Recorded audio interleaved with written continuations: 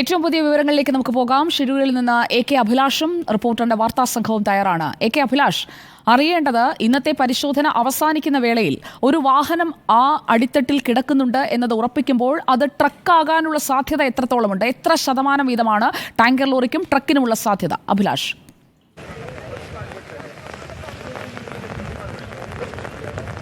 സുജയ, ഇന്നത്തെ തെരച്ചിൽ പൂർണ്ണമായും അവസാനിപ്പിച്ചിട്ടില്ല. ഈശ്വർ മാൽപ്പയുടെ നേതൃത്വത്തിലുള്ള സംഘം അല്പസമയങ്ങൾക്കകം തന്നെ പുഴയിലേക്ക് ഇറങ്ങും. അതേസമയം നാവിക സംഘം ഇതുവരെ ഈ പുഴയിലുണ്ടായിരുന്നു. പക്ഷേ ഇപ്പോൾ മഴ കനത്തോടു കൂടി തന്നെ നാവിക സംഘം അവിടുന്ന് മാറുകയാണ് ഇപ്പോൾ ചെയ്തിരിക്കുന്നത്. ഏതായാലും ഈശ്വർ മാൽപ്പയും സംഘവും അല്പസമയങ്ങൾക്കകം തന്നെ പുഴയിലേക്ക് ഇറങ്ങാനുള്ള ഒരു തയ്യാറെടുപ്പിലാണ്.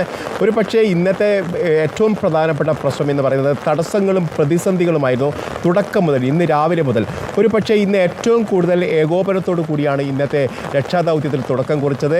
നാവികസേനയുടെയും അതോടൊപ്പം തന്നെ NDRFിൻ്റെയും മാൽപ്പയുടെയും 7ഓളം ഡൈവർമാരാണ് ഈ പ്രദേശത്തേക്ക് ഇന്ന് എത്തിയത്. രാവിലെ തന്നെ ഈ സ്പോട്ട് കേന്ദ്രീകരിച്ച്, അതായത് ഇന്നലെ കയർ കണ്ടെത്തിയ സ്പോട്ട് കേന്ദ്രീകരിച്ച് അവിടെ തെരച്ചിൽ നടത്താൻ കഴിയുമെന്നുള്ളൊരു പ്രതീക്ഷ കൂടിയായിരുന്നു ഉണ്ടായിരുന്നത്. പക്ഷേ രാവിലെ എത്തിയപ്പോൾ തന്നെ പുഴയിലെ വെള്ളം കലങ്ങി മറിഞ്ഞിരിക്കുന്ന ഒരു സ്ഥിതിയായിരുന്നു. അതുകൊണ്ട് തന്നെ പുഴയിൽ യാതൊരു തരത്തിലുള്ള വിസിബിലിറ്റിയും ഉണ്ടായിരുന്നില്ല.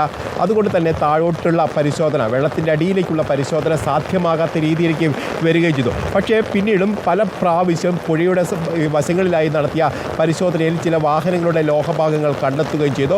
പക്ഷേ അതൊന്നും അർജുൻ ഓടിച്ച ട്രക്കിൻ്റെ ഭാഗങ്ങളല്ല എന്നാണ് മനസ്സിലാക്കാൻ കഴിഞ്ഞത്. അതിന് ഒരു സ്ഥിരീകരണവും ആ കാര്യത്തിൽ ഉണ്ടായിട്ടില്ല. പിന്നീട് ഏറ്റവും അവസാനം നമുക്ക് ലഭിക്കുന്ന ഒരു കാര്യം, ഏതാണ്ട് 4 മീറ്ററിലേറെ നീളമുള്ള ഒരു ഫ്രെയിം ഇപ്പോൾ കണ്ടെത്തി എന്നാണ് ഈശ്വർ മാൽപ്പെ നമ്മോട് പറഞ്ഞിരിക്കുന്നത്. അതിന് കുളത്തിട്ടിട്ടുണ്ട്, ഹൂക്ക് ചെയ്തിട്ടുണ്ട്. അത് അല്പസമയങ്ങൾക്കകം തന്നെ പുറത്തേക്ക് എത്തിക്കാനുള്ള ശ്രമം ഇവരുടെ ഭാഗത്തുമുണ്ടാവും എന്ന് പറയുന്നു. ഏതായാലും ക്രെയിൻ അടക്കമുള്ള സംവിധാനങ്ങൾ ഇവിടെ സജ്ജമാക്കിയിട്ടുണ്ട്. രാവിലെ 11 മണിയോടുകൂടി ക്രെയിൻ എത്തിക്കുമെന്ന് പറഞ്ഞിരുന്നെങ്കിലും പിന്നീട് അത് 12 കൂടിയാണ് എത്തിച്ചത്. പക്ഷേ എത്തിച്ചതിന് ശേഷവും അത് കാര്യമായി പ്രയോജനപ്പെടുത്താൻ കഴിഞ്ഞിട്ടില്ല എന്നുള്ളതാണ് പ്രധാനപ്പെട്ട കാര്യം. കാരണം പുഴയിൽ ഇറങ്ങിയുള്ള പരിശോധന നടത്താനോ ഇപ്പോൾ മരങ്ങൾ പുറത്തെത്തിക്കുന്നതിനാവശ്യമായ ഹൂക്ക് ചെയ്യാനോ ഒന്നും സാധിച്ചില്ല. പ്രത്യേകിച്ചും ഈ വിസിബിലിറ്റി വളരെ കുറഞ്ഞതുകൊണ്ടും വലിയ തരത്തിലുള്ള കാലാവസ്ഥ പ്രതിസന്ധി ഉടലെടുത്തോടു കൂടി തന്നെയാണ് ഇന്ന് വിചാരിച്ചതുപോലെ തന്നെ ഈ ദൗത്യം മുന്നോട്ട് കൊണ്ടുപോകാൻ കഴിയാത്തത്. ഇപ്പോൾ പ്രദേശത്ത് കൂടുതൽ ശക്തമായ മഴ പെയ്യുന്നു എന്നുള്ളതാണ്. അതോടൊപ്പം തന്നെ ശക്തമായ കാറ്റടിക്കുകയും ചെയ്യുന്നുണ്ട്. ഏതാണ്ട് വലിയ തരത്തിൽ പ്രതിരോധം സൃഷ്ടിക്കുന്ന സാഹചര്യത്തിൽ പോലും ഈശ്വർ മാൽപ്പയും അദ്ദേഹത്തോടൊപ്പമുള്ള 2 ഡൈവർമാരും ഇപ്പോൾ പുഴയിലേക്ക് ഇറങ്ങുന്നത് നമുക്ക് ഒരുപക്ഷെ ദൃശ്യങ്ങളിൽ നിന്ന് കാണാൻ കഴിയും. കാരണം ശക്തമായ മഴ പെയ്യുന്ന ഒരു സാഹചര്യമാണ്. ഏതായാലും അല്പസമയങ്ങൾക്കകം തന്നെ ഇപ്പോൾ ഈ ഹൂക്ക് ഇട്ടിരിക്കുന്ന, അതായത് സ്കെച്ച് ചെയ്തിരിക്കുന്ന ഈ മരങ്ങളും അതോടൊപ്പം തന്നെ ഈ ഫ്രെയിമും പുറത്തേക്ക് എത്തിക്കാൻ കഴിയുമോ എന്നുള്ള ഒരു ശ്രമമാണ് അവരുടെ ഭാഗത്തു നിന്നുണ്ടാവുന്നത്.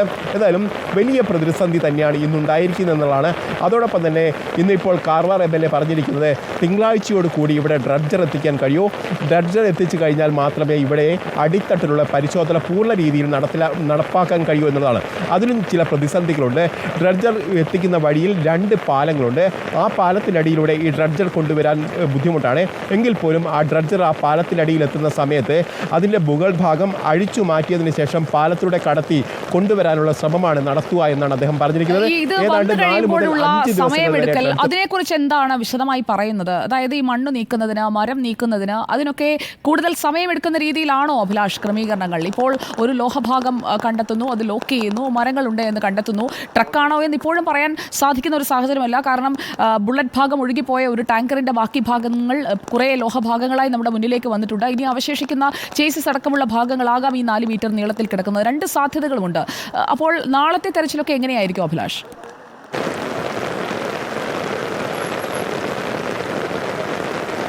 അതായത് ഇപ്പോൾ ഈ നദിയുടെ അടിത്തട്ടിലുള്ള തെരച്ചിൽ പൂർണ്ണ രീതിയിൽ നടത്തണമെങ്കിൽ ഡ്രഡ്ജർ എത്തിച്ചതിന് ശേഷം മാത്രമേ നടക്കൂ എന്ന് ഈശ്വർ മാൽപ്പെ അടക്കം പറയുമ്പോൾ ഡ്രഡ്ജർ എത്തിക്കുക എന്നുള്ളതാണ് ഇതിൻ്റെ ആദ്യഘട്ടത്തിൽ ചെയ്യാൻ കഴിയുന്ന കാര്യം. അതിനു മുമ്പായി തന്നെ ഇപ്പോൾ ഇവർ കണ്ടെത്തിയിരിക്കുന്ന, അതായത് പാഴ്മരങ്ങൾ അടക്കം ഇതിൻ്റെ അടിഭാഗത്ത് ഉണ്ട്. ആ മരങ്ങൾ എടുത്തു മാറ്റുക എന്നുള്ളൊരു പ്രവൃത്തിയാണ് ഇപ്പോൾ നടക്കുന്നത്. അതും പ്രധാനമായും കഴിഞ്ഞ ദിവസം സ്കെച്ച് ചെയ്തിരിക്കുന്ന സ്ഥലത്തിൽ നിന്നും മാറിയുള്ള മേഖലയിലാണ്. അതായത് അർജുൻ്റെ വാഹനത്തിൻ്റെ കയർ കണ്ടെത്തി എന്ന് കരുതുന്ന ആ ഭാഗത്ത് നിന്ന് ഏതാണ്ട് ഒരു 10 മീറ്ററോളം 20ഓളം മീറ്റർ താഴ്ചയിലാണ് ഇപ്പോൾ ഈ ഫ്രെയിം കണ്ടെത്തിയിരിക്കുന്നത്. അതോടൊപ്പം തന്നെ പാഴ്മരങ്ങളും ആ ഭാഗത്തുള്ള പാഴ്മരങ്ങളുമാണ് ഇപ്പോൾ പുറത്തെത്തിക്കാനുള്ള ശ്രമം നടക്കുന്നത്. ഈശ്വർ മാൽപേ തന്നെ പറയുന്നത് നേരത്തെ കണ്ടെത്തിയ ഭാഗത്ത് മണ്ണ് നീക്കാനോ അല്ലെങ്കിൽ അവിടെയുള്ള തടസ്സങ്ങൾ നീക്കാനോ ശ്രമിച്ചാൽ അവിടെയുള്ള ഈ അടയാളം പോലും നഷ്ടപ്പെടുന്ന ഒരു സ്ഥിതിവിശേഷം ഉണ്ടാകും. അത് വലിയ തരത്തിലുള്ള ബുദ്ധിമുട്ടാണ് ഈ ദൗത്യത്തിൽ ഉണ്ടാക്കാൻ പോകുന്നത്. അതുകൊണ്ട് ആ മേഖല കേന്ദ്രീകരിച്ചുള്ള ഒരു പ്രവർത്തനമല്ല ഇപ്പോൾ നടക്കുന്നതും അതിന്റെ താഴ്ഭാഗത്തേക്കുള്ള മരങ്ങളും അതോടൊപ്പം തന്നെ മറ്റു ഭാഗങ്ങളും ദൃശ്യങ്ങളിൽ കാണാം. അഭിലാഷ് സൂചിപ്പിച്ചതുപോലെ തന്നെ ഗംഗാവലി പുഴയിൽ ഇപ്പോൾ മഴ കൂടി പെയ്യുന്നു. അടിത്തട്ട് കലങ്ങിയിരിക്കുന്നു. കാലാവസ്ഥ പ്രതികൂലമാകുന്നു. പുഴയിൽ ഇപ്പോൾ അടിയൊഴുക്ക് മാത്രമാണ് അനുകൂല ഘടകമായുള്ളത്. അത് 2 നോട്ട്സിൽ തന്നെ തുടരുന്നുണ്ട്. ബോയെ ഇട്ട് ബന്ധിപ്പിച്ച ഭാഗം അവിടെ നടത്തിയ തെരച്ചിലിൽ ലോഹഭാഗമുണ്ടെന്ന് സ്ഥിരീകരിക്കുന്നു. കൂറ്റൻ ആൽമരങ്ങൾ 2 എണ്ണമാണ് കടപുഴകി വീണത്. മലമുകളിൽ നിന്നുള്ള മരങ്ങളും ചെറുമരങ്ങളും ഒഴുകി വീണിട്ടുണ്ട്. ദൗത്യസംഘം ഇപ്പോഴും തുടരുന്നത് നമുക്ക് ദൃശ്യങ്ങളിൽ കാണാം. ഏറ്റവും പുതിയ വിവരങ്ങൾ നമുക്ക് പ്രേക്ഷകരിലേക്ക് എത്തിച്ചുകൊണ്ടേയിരിക്കാം. മഴയൊന്ന് തോരുമായിരിക്കും, തെരച്ചിൽ വീണ്ടും നടത്താൻ കഴിയുമായിരിക്കും. അങ്ങനെയാണ് മാൽപേയും പ്രതീക്ഷിക്കുന്നത്. Thank you AK Abhilash. നമുക്ക് തിരിച്ചെത്താം അഭിലാഷിലേക്കും ഷിരൂരിലെ കൂടുതൽ ദൃശ്യങ്ങളിലേക്കും.